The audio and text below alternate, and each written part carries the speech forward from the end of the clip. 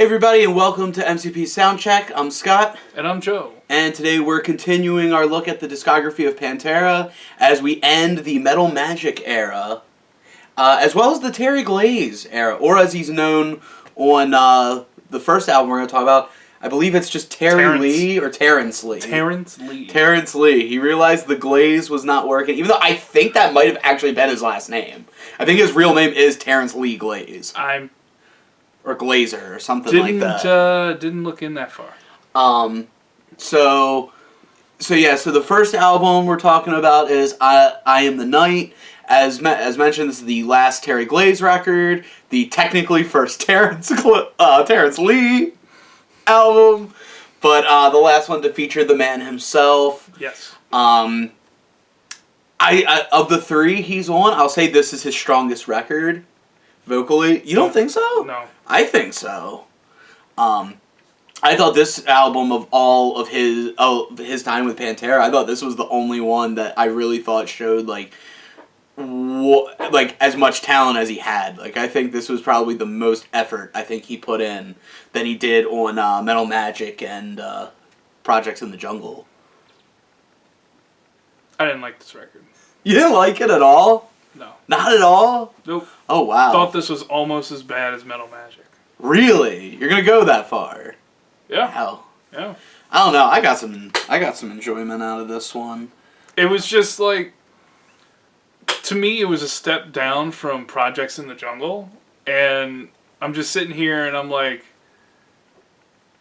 this is real effort listening to this record, man. Like, because it's more of the same, and there's just no progression here. Well, and this one kind of has the Metal Magic-ness to it, and what I mean is, remember how I said, like, with Metal Magic, the best tracks were at the beginning, and the not-so-good tracks were at the end, whereas Projects, it was reverse? Mm-hmm. This is another example of, they saved the best tracks on the album for the front, than the back. So it's not that bad because, like I said, you get a decent little album at first, and if you're not interested in the end, you can turn it off, but at least you got some decent stuff. I have one song listed for my best.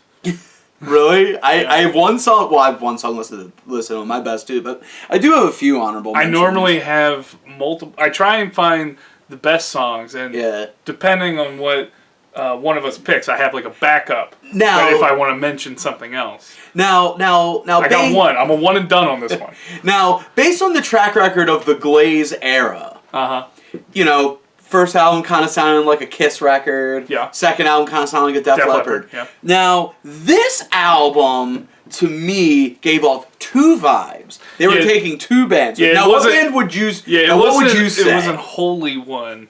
I would say there was a bit of Motley Crue in it. Okay, that's a different band than I picked. Well, I said it felt like a mixture between Rat and Iron Maiden. That was the vibe. Because his voice, that's a good. Because in the slower songs, like the ones where he wasn't trying to do a lot of screaming, he kind of reminded me of was it Stephen Pearcy? I always feel like I say his name wrong. I think that's how it is. Yeah. I thought I was listening. At some points, I thought I was listening to Rat songs I never heard. You know what? That's a much better combo than I thought. Because I was also going to pick Iron Maiden. Yeah, oh no, you could definitely tell there's Maiden influence with the heavier, like more power songs. And if you think about it, this is musically, it's kind of a transition record into the next one. If you think about it, a little bit, because there's definitely you could definitely tell what they wanted to do in power metal. They also wanted to do in this record, but I think it was a case. Didn't happen.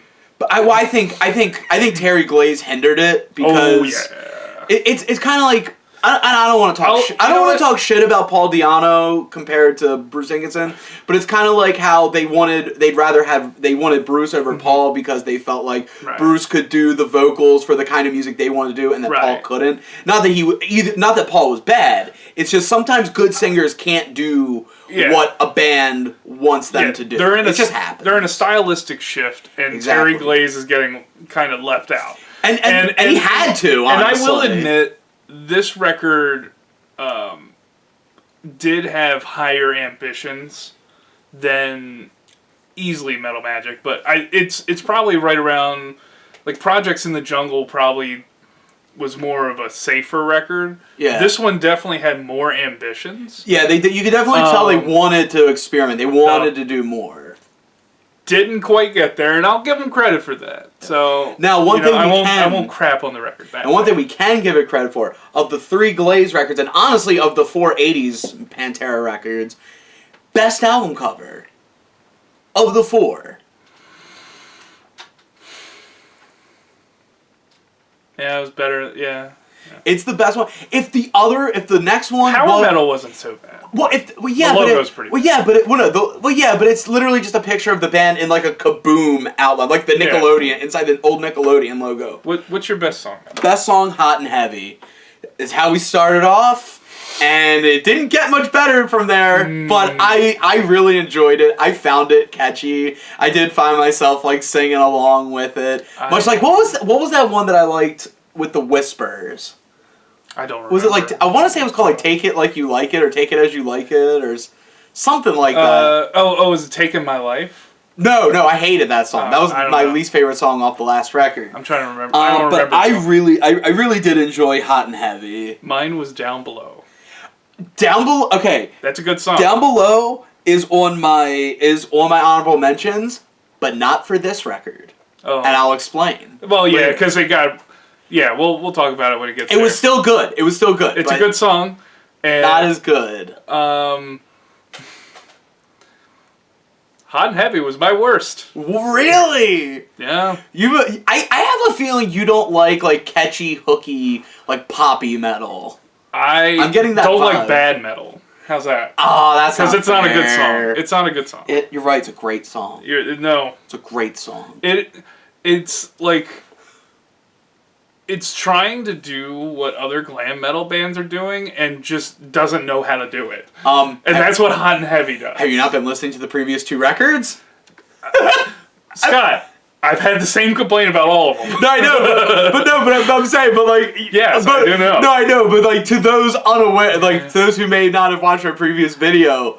they're probably like. I'm just saying, like. I mean, that's kind of been that's the hallmark of the Terry Glaze era. Yeah. So Hot and Heavy was on my worst. What else is on your worst? I had 2 picks. I have a second one as well. My main pick is Daughters of the Queen. I really didn't like that song. It was very average. It wasn't even average. It was below average. I really didn't like it. I thought it was very not well sung by Terry Glaze. And the thing is, I got nothing against Terry Glaze. I think he's fine. But this was not any of his best work. Musically, I didn't find it that interesting. Do you think the title song was good? Yes. It was actually one of my favorites. It was also in my worst. Really? Yeah. Yeah, no, I thought, my other worst was DGTTM, whatever the fuck that stands for. Dime Goes to the Movies. Oh, well, I didn't really like that one. I don't know what the fuck that was, but you know what? I enjoyed that song. Well, no, I was gonna say, but I got more enjoyment out of it than I did. Yeah, because it's basically a showcase for Dime's guitar playing, and then they were just messing around, like with like some sort of like vocoder or something. Yeah. So you could tell that like it was not meant to be like it's a goofy song, serious, and they just wanted to showcase Dime's guitar playing because it's all the best thing. Part of the drumming's really good on this record. Yeah, part of it did kind of feel like they wanted to be like their Eruption. Yeah. Which there's your Van Halen. Which I don't mean to sound like a dick because I like Pantera, but they kind of. I don't want to call them a copycat band. But they kind of were in this era. Let's be honest. Even when we get to the next era, you could argue they still were. At least but I'll say this: if you do consider like Cowboys from Hell On to be like copycat Pantera, at least they stayed committed to it and were better at it than what they did prior. But no, I thought "I Am the Night" was a good song, and I also liked Valhalla. Valhalla was a good song. That's the one we agree on. That and Down Below. I think that's about it. Alright, so now... On to Power Metal, which I think is safe to say is probably their strongest record of the 80s. By far. Not just strong in the sense of the songwriting and the music, but just in just overall production. I feel like they every single thing was better on I feel like they really figured out how to utilize a track list. Yep. You know, like I felt like some of the the other albums. Remember I told you I think it was Project in the Jungle had like one of the worst closing tracks of what was it. Not that it was a bad song, but it was a bad closer. Mm-hmm. They learned how to close an album. Just everything about this record is so much a step beyond where they started. This is the debut of Phil Anselmo in the band, yes, sir. which when you know Phil Anselmo from the Cowboys from Hell era on, it's very jarring to see and hear this man and know, oh my god, that's Phil. And with the theme that we had for the other records, I felt there was a band that had a heavy influence on this one. Judas Priest? Judas Priest. And you know what? I think that was Phil. I think Phil was like, it was like, hey, I think that Judas Priest is a really good band. Yeah. And I think we should try to sound a little like that. Yeah, so that's my Phil voice, by the way. Sorry, Phil. I do love you. This is the Pantera Judas Priest record. Yes. And one other note I need to point out is, like, the first thing that stuck out to me, every single song is much better written than any of the songs before. They were. As I said, this song is a complete step up from all three previous records. Phil is like a huge upgrade at this point. And just know, my honorable mentions list is much longer on this record than the previous records. Yeah. But going back to seeing Phil, and knowing that was Phil on that record, it's kind of like when you find out that Michael Bolton was in a hard rock band called Blackjack. Yep. And you watch the videos, and you're like, holy shit, that's the same guy. Yeah. You know, or kind of like when you discover No Makeup Kiss for the first time, you're like, holy shit, that's the same band, what the fuck? You know, it's like that. It's like discovering it's almost like discovering a whole other person, only to find out they were someone you've known all along. What's your best song? Best song, Power Metal, title track. Power Metal was good. I didn't go for that one, though. I just thought that one kicked the most ass. I didn't go for that one. I felt that was an easy pick. I went Rock the World. Rock the World, it's a better heavy metal anthem than Heavy Metal Rules. Now, Rock the World, I believe that was the opening track. It's one of the first ones. I thought that one was really good. Like, that was a close number. And I also liked very close. I also liked Hard Ride.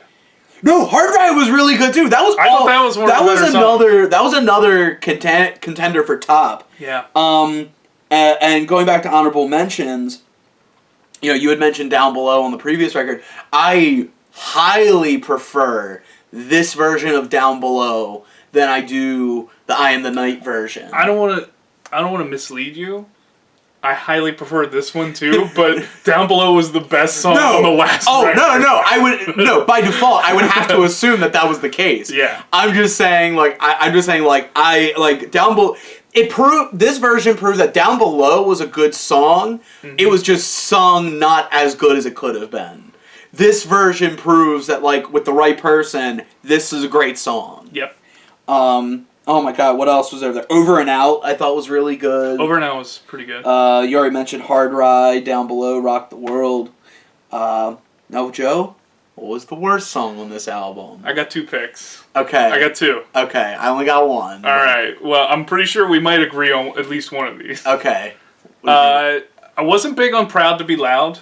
Probably that was okay. I thought it was the lesser of the heavy metal anthem kind of song. I wouldn't call it one of the worst on the track, but I definitely say it wasn't as strong. One I really didn't like was PST 88. Okay, I did not pick that one because that song did not even register to me. Yeah, I hated that song. No, I didn't hate it. It just it was like what you were saying about Proud to Be Loud. Yeah. It was just like it wasn't. I don't think it was strong. I'm really interested to see what you pick. I was gonna say I don't think it was strong, but I don't think it was bad. No. My least favorite was We'll Meet Again. Pantera just did not know. They really wanted a ballad so bad, and they finally got one with the next record. But. Yeah, but oh my god, I really just didn't like it. It's and I know they can write a good ballad, granted a heavy ballad, but Oh, I just couldn't do it. And and I'm a ballad guy. I thought it was alright. I love me a good ballad, but Of course, I couldn't do it. I think a heavy part of it was I had to sit through the ballads of the previous 3 records, which weren't that good for the most part. It's definitely the better ballad of the 4 records. I'll definitely give it that. Like I said, I can't stress enough. Everything about this record is superior. Yeah, the worst part of this record's better than all the other records. All right, Joe. Yeah, I think it's pretty obvious. But all right, Joe, it is time for the ranking. Joe, what you got? Well, obviously we got power metal at number 1 so far. All right. Number 2, I got Projects in the Jungle. All right. Then I got I Am the Night, which is just a hair better than Metal Magic, in my opinion.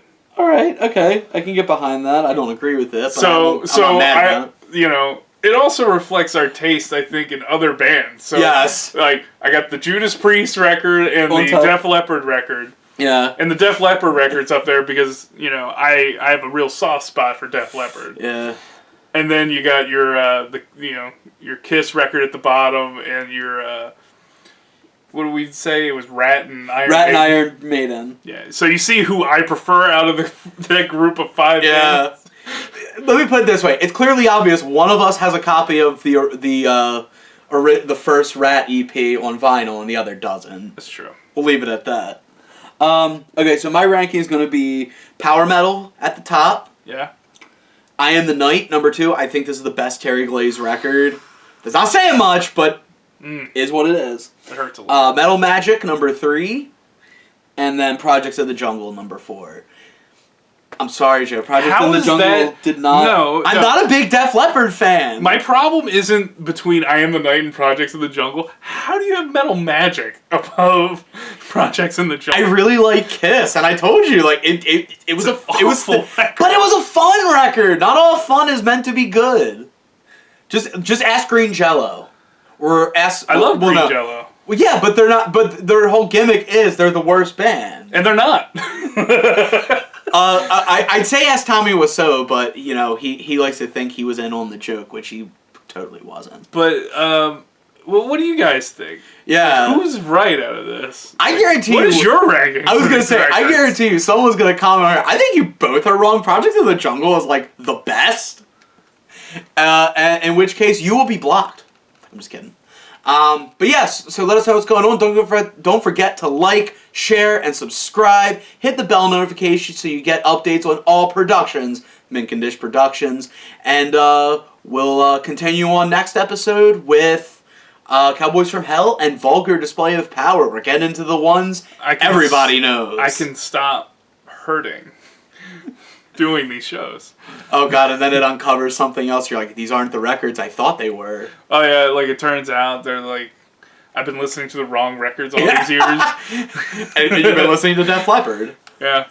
So until next time, everybody, I'm Scott. And I'm Joe. Reminding you that rock and roll never forgets, and neither do we. We will see you next time.